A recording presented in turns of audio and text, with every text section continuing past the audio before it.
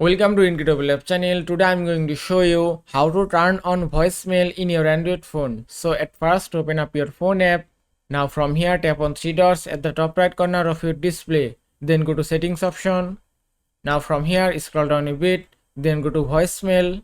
Now from here you can turn on voicemail. Just tap on voicemail number and then type the number that you want to set as voicemail number. If you want to choose number from your contact list, just tap on this icon and then choose the contact, then tap on OK, then tap on OK again to confirm it, and it's done. Now you can see voicemail has been turned on successfully. Also, if you tap on notifications, then go to sound option.